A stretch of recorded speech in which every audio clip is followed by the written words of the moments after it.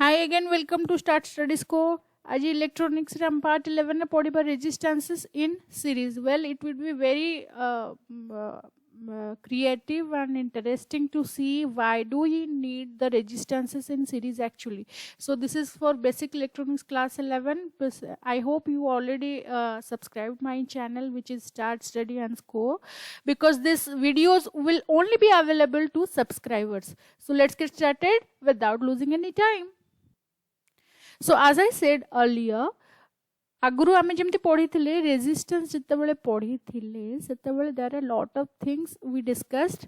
So what is resistance? It is the opposition offered by the electrons for the flow of current inside it, right?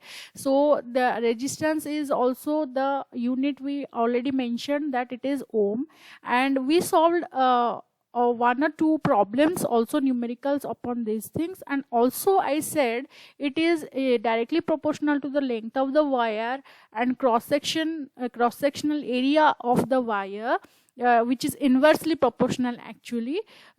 So when we equated the formulas, then we got another equation for it, which is R equals to rho into L by A, where rho is the specific resistance or resistivity of a particular material. It is a constant for a material and it only varies with temperature. ताले resistance टा temperature रे vary करछि कि नै आमे कहि परिबा कि resistance भी vary करे temperature सहित, जोटा कि Ohm's law रे कुहा जायछि temperature बढ़िले जदि resistance कमे. When temperature increases, the resistance goes down, right? So whether I should it directly proportional or inversely proportional, please think about it and let me know. If you can't think of it also, please follow my videos जोड़ा को मु देइछि previous videos, सेथरे तुमे देखि परिबो that resistance is actually, it is somehow related to temperature. How is that? So this is a question for you. Please solve it. How resistance varies with temperature. Okay, this now after this question we will go to today's part, which is resistances in series. Okay, so we already discussed also when resistance is required. We introduce resistance as a known devil, isn't it? What is a known devil? That we want it to control the flow of current through the circuit. So when you want to control the current through the circuit by a resistance which is made up of a resistive element, normally it is alloy. I have spoken about it in length in my previous videos. You can go to the playlist and check for them. So this way we want the resistance. Okay, now what are carbon resistors and how they are placed, what are wire wound, what are varistor, photoresistor, many things we have spoken about. But why it is necessary to have a combination of resistance? एटा पुणी कौन पे आसीबो. Okay, why do we need combination of resistances? Because we do need in a proper arrangement, particularly for our appliances or equipments, or whenever we are electrifying something. So we need to keep a tab how the resistance are one resistor will not be enough, I must tell you, and we also discussed that. One carbon resistor is not enough for a fridge or a washing machine or a TV or a radio. It may be enough for a little circuit you are making, but it won't be enough for a big circuit or a complicated circuit, as we studied in Kirchhoff's law, right? So we do need a combination of resistors, that is more than one.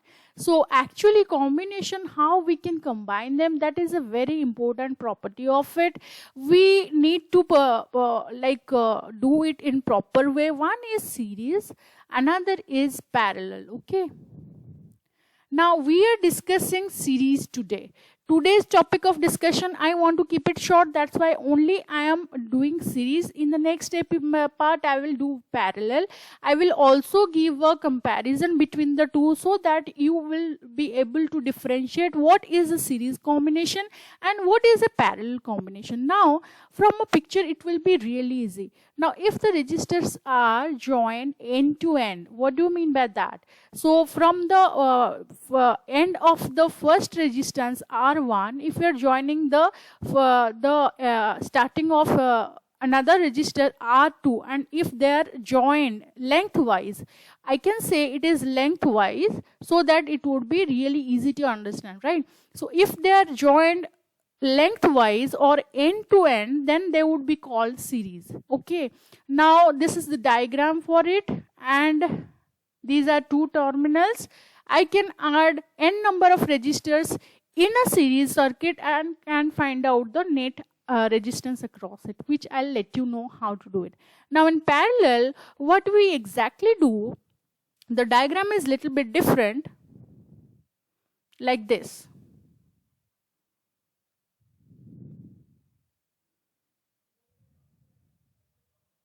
So this is the diagram of R1 and R2 joined in parallel. You can see the resistors are joined in parallel. So how they are different? They are joined, one end, the starting end of R1 is joined to starting end of R2, and they are actually joined column wise, you can say. It will be easy to understand that way. So lengthwise, column wise.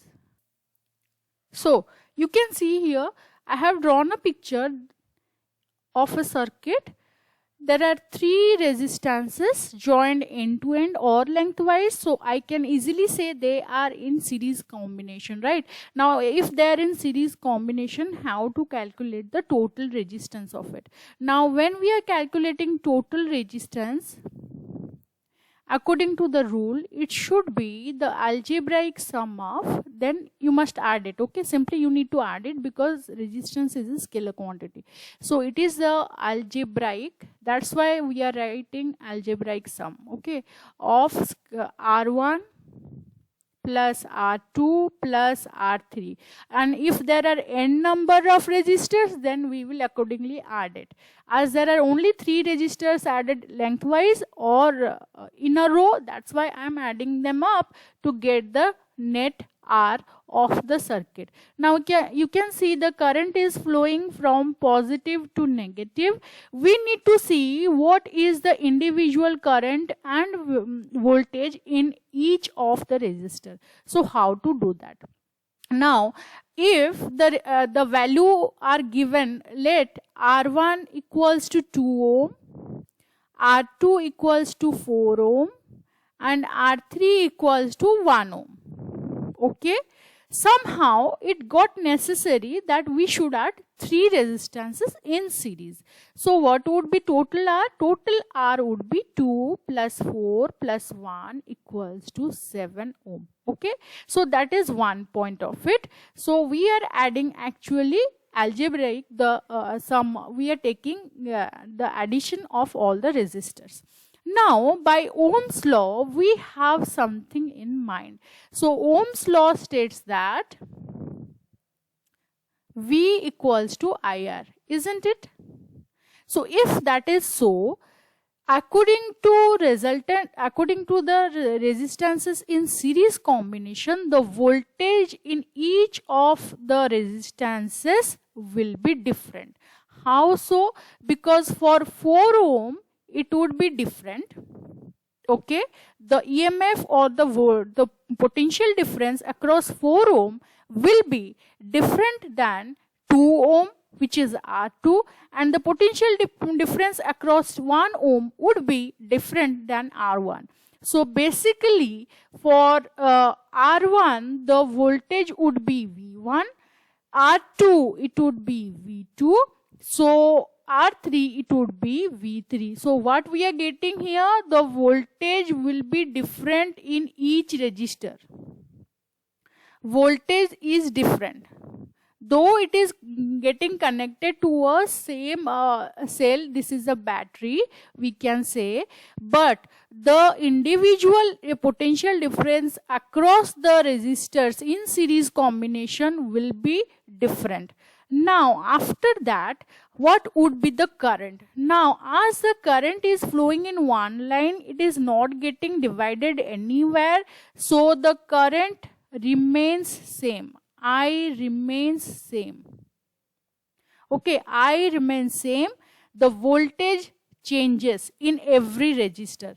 So this clarifies some of our doubts. So how to deal with it? So we can generate an equation now. How is that? Now we know V equals to IR, where V is the total potential difference across the circuit. I is the total current across the circuit. R is the total resistance across the circuit. But we have a problem that we have 3 resistors, and that's why we are finding out what would be the individual current and voltage in each of the resistors. This was first equation according to Ohm's law. And if we are telling that there will be different voltage across 3 resistors, so V1 will be, I can write IR1, because I remains constant as there is no breaking down of point according to Kirchhoff's current law or anything like that. So the I remains the same. So this is the second one. Okay. Similarly, I can write across R2, the voltage V2 would be IR2, right? So this would be another equation 3. This is 2, this is 3, and V3 would be IR3, right? So there are 4 equations we are finding here. Now, as we are telling, each and every, whatever may be the amount of PD or potential difference across the resistors, they will add up to the total resistance, isn't it? So if I am putting the voltage equation again, V equals to IR, simply I will add, in place of V, I will add V1 plus V2 plus V3. V should be equal to V1 and V2 and sum of these 3 voltages. So I add them up. Then after that, I keep the I in common. Then for I will place the value of each one in the IR1 plus IR2 plus IR3.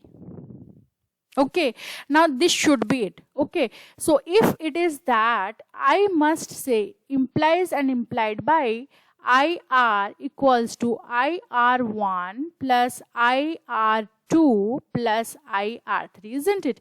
And if that is so, I can take common the I factor, and it would be R1 plus R2 plus R3, isn't it? So if that is so, R would be simply in a series combination is the addition of the resistors, the algebraic sum of it.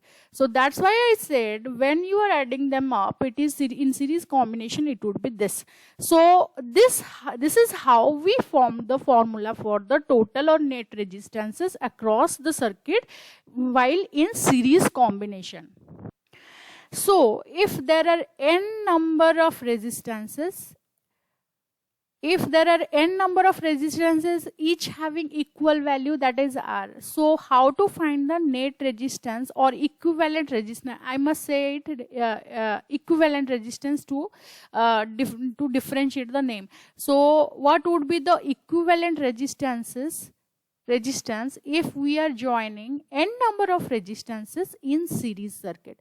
So if that is the thing, then it would be R plus R plus R, and it would be going to n times. So it would be NR. Okay, so equivalent resistance आमे जेता calculate करिबा series रे, remember it is only in form of series and when we are having the all resistances as a equal quantity. Okay, if it is not so, you have to add. if it is equal by any chance, you are adding them in series, then you can write the formula as the equivalent resistance of the series circuit would be NR, if there are n number of resistors having same equal resistance as R. So this is how series circuit works. Now I must say, when we are going to evaluate many things in series circuit, let's do a problem on this so that it would be more easier for you to understand. I did a problem, but anyhow we will do it again. Now let's say you have been given a circuit where you have to calculate the potential difference across a circuit is given like this. This is 5 ohm and this one is 8 ohm. You can see this is a circuit of 5 ohm, 8 ohm, 12 ohm connected to a 6 volt battery, where a voltmeter has been connected to 12 ohm in parallel. The voltmeter, I must emphasize here, the voltmeter is connected in parallel way to the particular resistor only, not all the resistors. Now the ammeter has been connected. You can see it is been connected. How? Can you predict? This is in series with all the resistors. Now this is the typical way of connecting a voltmeter and ammeter in a circuit. So voltmeter always in parallel, ammeter is always in series within a circuit. Now this is a battery box having 6 volt, plus minus, current is flowing obviously from positive to negative, and there are 3 resistors connected in series or combined in a series circuit. Now you may be asked like that, draw a picture of 5 ohm, 8 ohm, 12 ohm resistors combined in a series circuit with a 6 volt battery and connect voltmeter ammeter in the circuit. And the voltmeter should be connected to the 12 ohm resistor, ammeter should be connected to the circuit. Then you must understand, you have to write the voltmeter should be in parallel with the resistor, that means column wise. The ammeter should be in line or lengthwise, that's why it will be in series. Now after that, if the question is asking what is the potential or V, the simple question I am asking here, what is the V across 12 ohm resistor? How to find that out? Okay, how to find that out? Now before that, you must know what is the net resistance of the circuit, isn't it? So R net would be actually R1. There are 3 resistances here, so we will simply add them up, which is 5 plus 8 plus 12 equals to 25 ohm. This is the net resistance, and the total PD or potential difference is 6 volt. So how you can find? Now we know V equals to IR. If that's so, V I know 6. I don't know what is I exactly know what is R is net resistance, which is 25. So after evaluating that, I will get I equals to 0.24 ampere across in the ammeter and as well as the calculation also. Now after I get the I know if the resistors are connected in series circuit, then the current remains same. Right, in series I remains same and V changes. So definitely there is some change across the 12 ohm resistor. So how we are going to calculate that? For that again I will erase these all, and for only 12 ohm resistor I will calculate. That's why I am changing the color also. So I know I equals to 0.24 ampere, right? This we evaluated. Now resistance in that particular thing is actually 12 ohm, right? And then what would be V? V equals to, we know as formula suggests IR. So what would I do? V equals to 0.24 into 12. That would give us 2.88 volt across the voltmeter, which is connected parallel to the circuit. So this is how you are going to solve a complicated circuit in series. In next part, we will study about circuits in the resistors in parallel combination. After that, I will give you a comparison between series and parallel resistors. Then I will also solve some numerical problems where the series and the parallel are combined. Then how to do it? So let's keep it that way. We will simply do it bit by bit. For now, I will expect that you are subscribing to my channel, because it will be only available to subscribers in a very short span of time. Take care. Have a good day.